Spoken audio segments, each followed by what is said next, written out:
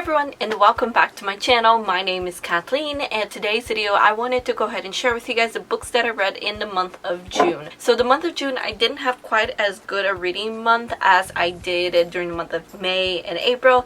That's because a lot of things caught my attention in the month of June. First of all, I discovered webcomics during the month of June, so I've been reading a lot of those. And also the sequel to one of my favorite video games of all time came out, The Last of Us Part 2, so I kind of became obsessed with that. I actually played that game twice, and I even replayed the first one again just because I love it so much. So that kind of grabbed my attention for a while, and so I only ended up reading 4 books in the month of June, but that's okay. I'm pretty proud of the 4 books that I did read. So let's go ahead and get started so we can talk about those 4 books. Alright, so the first book that I read for that Read That Book challenge. So that challenge basically is you get a friend to challenge you to read a book, and you vlog your experience reading it. And so the book that I read was Again But Better by Christine Riccio. My friend from the Burdette Bibliophile, Chloe, challenged me to read this book. This is my ARC copy that I got during Y'all Fest 2018, and it was okay. This is basically a lighthearted contemporary book about a girl who decides she wants to relive her college experience, and it was okay. I didn't really expect a lot out of it, and honestly I didn't get a lot out of it. It was a cute contemporary read. I did rate this book 3 stars. If you guys would like to know more of my thoughts and feelings on this book, you guys can go ahead and watch my vlog. I'll leave it linked on the screen for you guys to check it out. But yeah, it was okay. It's definitely not one of my favorite contemporaries. To be honest, I love Christine very much. I love her channel, but there was just nothing that really stood out to me when it came to this. The next book that I read was definitely a lot better than Again But Better. I love this book so much. It is the final book in what is now one of my favorite series of all time, and it is Night of the Dragon by Julie Kagawa. This is the 3rd and final book to the Shadow of the Fox trilogy, which is a Japanese inspired fantasy. It is very, very good, and this book was amazing. Like, everyone who read this series kept telling me that the 3rd book was going to be so good. You guys were right. I gave this book 5 stars. I will give it 1,000,000 stars if I could. The ending was sad and emotional, but it was also kind of like hopeful at the same time. If you guys have read the series, then you know what I'm talking about. But it was a perfect ending, and I don't say that about a lot of books. Sometimes I feel like the ending wasn't enough. Sometimes I felt like the ending was too perfect, but this ending was just right. So I would highly recommend you guys to read Shadow of the Fox, especially if you like fantasy. It is so good. The next book that I read was The Loop by Ben Oliver. This is a recently released book. It is more on the sci-fi-ish category, and it follows this kid.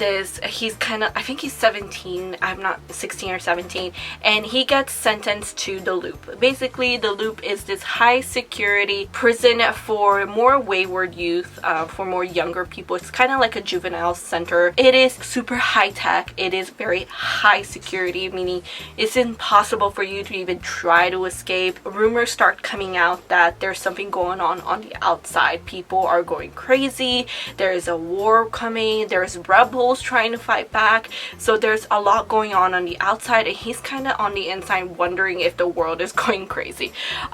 It is very, very good. I found it to be a lot of fun. It was really interesting, the kind of technology part of it. I was not expecting certain things, but it definitely took me for a surprise, and it was a very good surprise.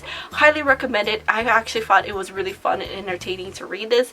I'm not sure if there will be a sequel to this. I haven't really looked into it, but if there is, I would definitely be reading it. I gave this book 4 stars. Alright, and the 4th and final book that I read this month was a book that was definitely one of my most disappointing reads this year, and I didn't even hate the book. And the book is The Ballad of Songbirds and Snakes by Suzanne Collins. This is the sequel to The Hunger Games, which happens to be one of my favorite dystopian non-adult series, and I had a lot of expectations for this book. it didn't happen and didn't live up to it. Basically, this is following President Snow. It's his story. It's kind of like his origin story. A lot of people, when it first came out that this book was going to be a story on President Snow, they were disappointed. They were like to Suzanne Collins, if you're gonna write a prequel, at least write on Haymitch or someone else, anybody but President Snow. They were very disappointed that this was going to be on President Snow. Yes, I would love to read a book on Haymitch, but I wasn't necessarily like hating the fact that this book was going to be on President Snow. A lot of people were just afraid that Suzanne Collins was going to end up romanticizing President Snow, like giving him a tragic beginning, and that's what led to who he is now during the Hunger Games. And I understand those concerns, and that's not what we got. Honestly, what we got, I would almost have preferred the romanticizing of President Snow. That's how disappointed I was in this book. There was no point to it. It was unnecessary. I don't understand why this story even exists, because it didn't contribute really to the point of the story of the Hunger Games. Yes, there were some things that was cool. We find out how the mentorship part of the Hunger Games kind of got started. There was some cool new information that we got, but otherwise this book was just completely pointless, and I just felt so disappointed in that. So I did give this book 3 stars. It's hovering around a 2.5 to 3 star rating. I didn't hate the book. I honestly have no feelings when it comes to this book, so that's where I am right now with this book.